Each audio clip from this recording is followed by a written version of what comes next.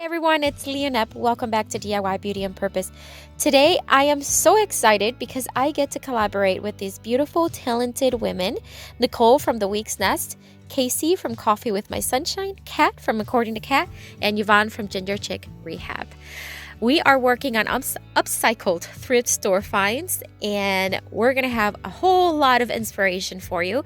So at the end of this video, I ask that you please visit all of their links, which will be down on my description box. Visit their channels, watch their videos, and I promise you, you're not going to be disappointed because they're so talented.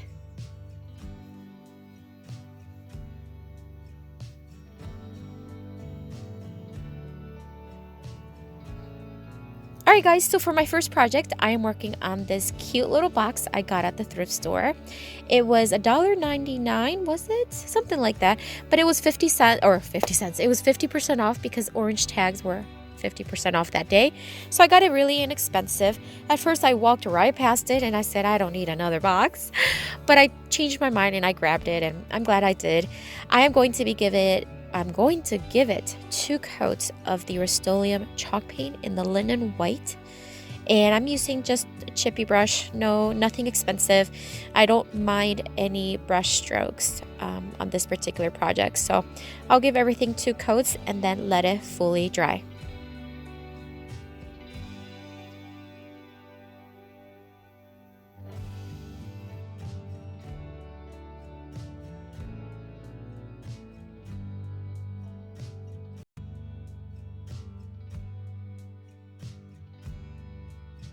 Alright, so after everything was dry, I took 4 of these stems that are from the Dollar Tree. They come a whole bunch in a little baggie, and I made sure that I grabbed 4 that were in very similar height because I don't want the tray to titter back and forth. So I'm hot gluing it, just pulling a dab of glue and gluing it to the bottom on each corner.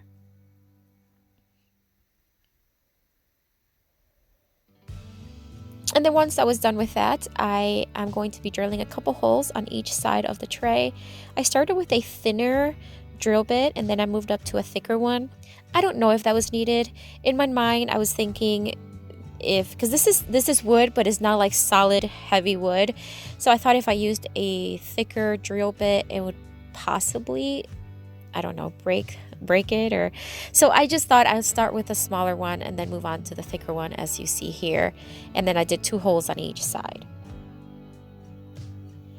And then I am going to thread some nautical rope through the holes. I'm using painter's tape on the edges so it threads nice and smoothly. And then I'm going to be knotting it on the inside, so I'm essentially creating handles for the tray. This nautical rope I already had on hand, but you can find something very similar at the Dollar Tree as well.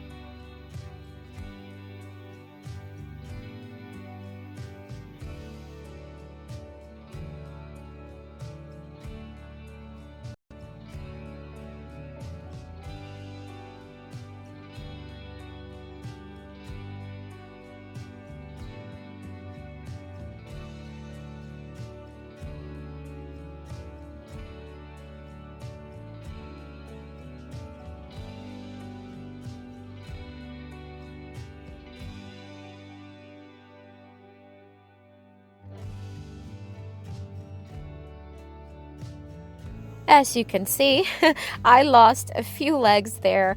So anyway, it was fine. I kind of thought that would happen because the bottom of the tray was very slick, but it was okay. I just ended up having to re-glue it using E6000 for a more permanent adhesion, but then some hot glue still to get a quick adhesive on it. So I'm pretty much done with it. I'm just going to place 3 little milk jug jars there, and then at first I thought I'd just put some greenery from the Dollar Tree, but I then changed my mind and I wanted it to keep it a little bit simpler and add a little bit more brighter floral to it. So I'm just showing you the process. At first I thought this would look cute, and it is cute, but I just wanted to add some brighter flowers, and there it is. How cute is this tray? I think this tray has so many use for it. I can use it on my vanity with perfume. I can use it as decorative like it is here. I can use it for jewelry or in the bathroom. It has so many purposes that you can use it for, and I'm just so happy that I grabbed the box, and I really love the way it turned out.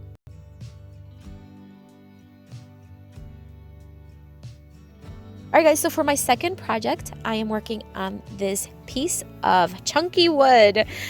I got this at the Habitat for Humanity. I didn't even know what it was, and there goes the camera. That was my 3-year-old playing with my camera stand. Alright, so back to this piece. I didn't know what this piece was. It was just sitting near the cash register, and I thought somebody was going to buy it because it was near there. Anyways, I asked one of the workers. They didn't know if it was anybody's. They didn't think it was. And I also asked them what it was, and they weren't sure. Now, I think it was a cutting board. I want to say that it was part of a maybe countertop or something, because on the opposite end, and you'll see here in a few seconds, there's some knife marks. So that's why I think it was a cutting board. Nonetheless, I grabbed it. It was only $3, which I thought was a great deal. And I'm just giving it a good clean with disinfecting wipes. Then I cut a stencil that was saying "Welcome to our home." So I'm going to be stenciling that on top. I did not paint the piece. Let me tell you, I surprised myself, and I'm sure if you follow me, if you've seen my videos, you know that I like to paint everything. And in this piece, I decided to keep it as is, and I decided to keep those marks, those knife marks, if that's what it was, because it just gave it character. So I'm just placing the "Welcome to our home" stencil and getting ready to start stenciling it.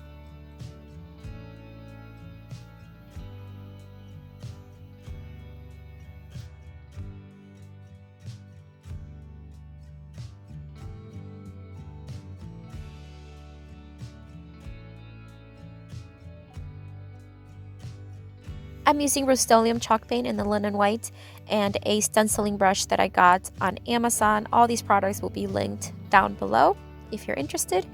I stenciled, I want to say it was about a coat and a half. I just kind of went back and forth, making sure that everything was as covered as I thought it needed to be, making sure that I didn't have too much paint on the brush to avoid bleed through, even though with a stencil with this with the contact paper, with the vinyl, I should say, you rarely get bleed through, but sometimes you can. So now I'm just weeding through the vinyl, and of course this is like my favorite part and then not my favorite part. I like it because you get to see the end result and it's very satisfying, but I don't like it because it's kind of messy. I do remove the vinyl while it's still wet, and so it gets paint everywhere, but it's okay.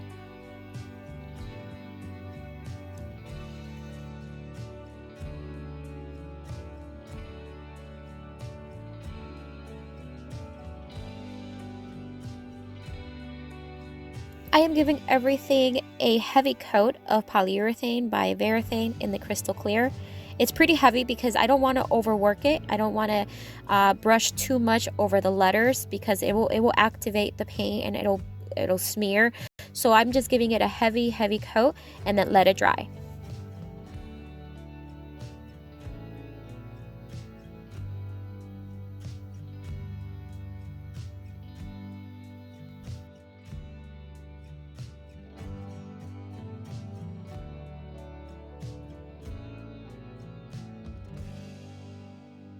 All right, so moving on, I am going to take this bucket. It's a galvanized bucket that I got also at the thrift store, and I'm going to drill a couple of holes on the bottom of it. I eventually want this bucket I want to be able to plant real dirt inside the bucket, so I need a couple of holes so that the water can drain through. I'm using just a regular drill bit, a thicker one, I guess. And then the goal is to put this welcome sign on my porch. So that is why I'm hoping to plant real plants in there. So then I took a picture frame hook. I bent it a bit so that it'll fit nicely on the bucket. And I'm going to drill a couple of holes to make sure that the screws go in nice and smooth, and then place it on wooden piece.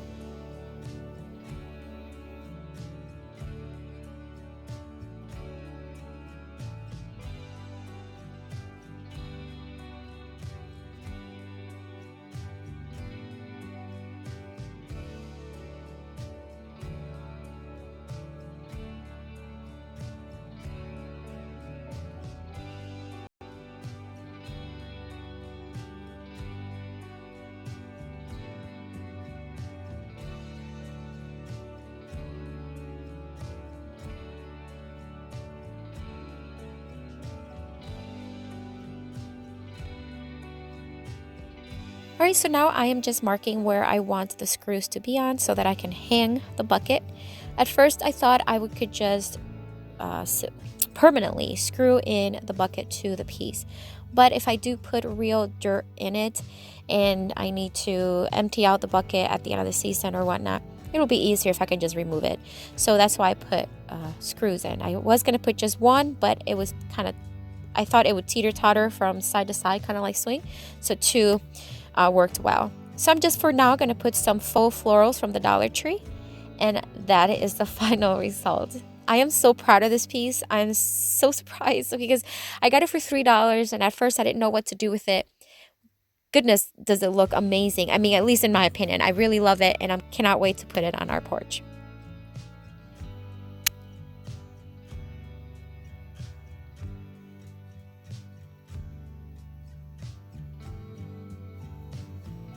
Alright, so on to the third and final project. I got this bread box at the thrift store as well, and it was also 50% off, so it was only a few dollars. I thought it was a great deal. It's a really good size bread box. I'm going to remove the top because it'll be a little easier to paint with the top removed.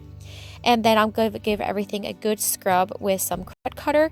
I want to make sure that there's no bleed through or anything like that. The floral on the box was actually very pretty, but it's just not my style, so I wanted to redo and give it a new look.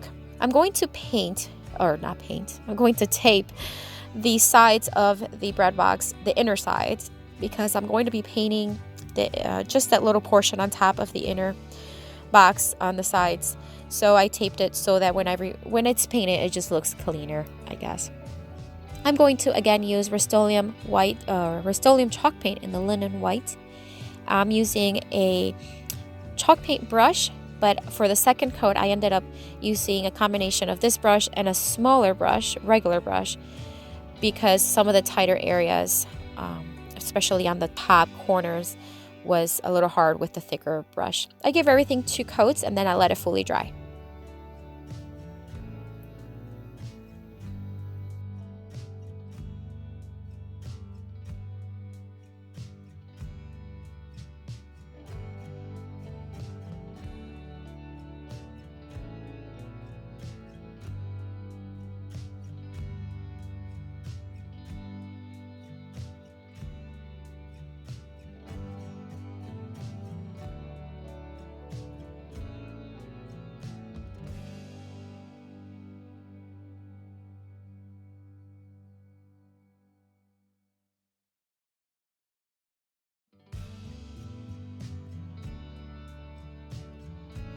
I'm going to stencil on the top of the box half of this stencil. So I'm going to use the top half for the top of the bread box, and then I'm going to use the bottom half for the front of the bread box.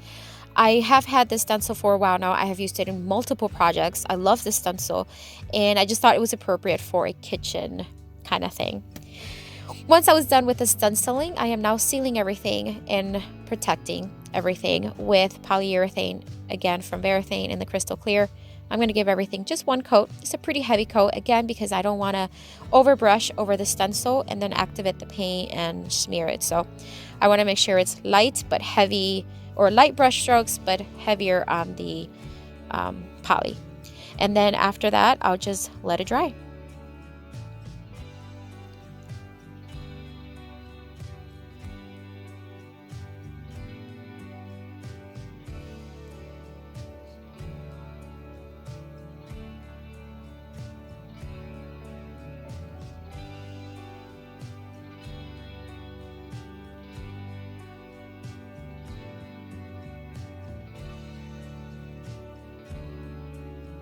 All right, so now I'm just going to add this handle. This is a different type of nautical rope. I got this a while ago for another project that I did with the nautical theme, and I thought in this case it would look super cute if I can just put them here with some pipe brackets, and that's just what I'm doing. And I do want to mention that I do not have the footage. I don't know why I lost the footage of me distressing the box.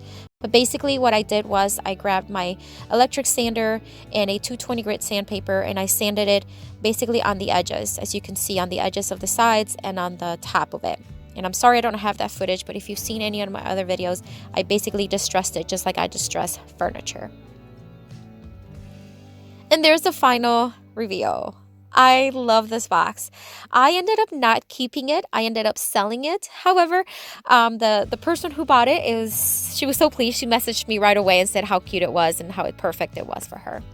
All right, guys, thank you so much for watching. I do appreciate you taking the time to spend here with me watching. Don't forget to visit all the other girls' links and videos down below, and I hope you have a very, very blessed day.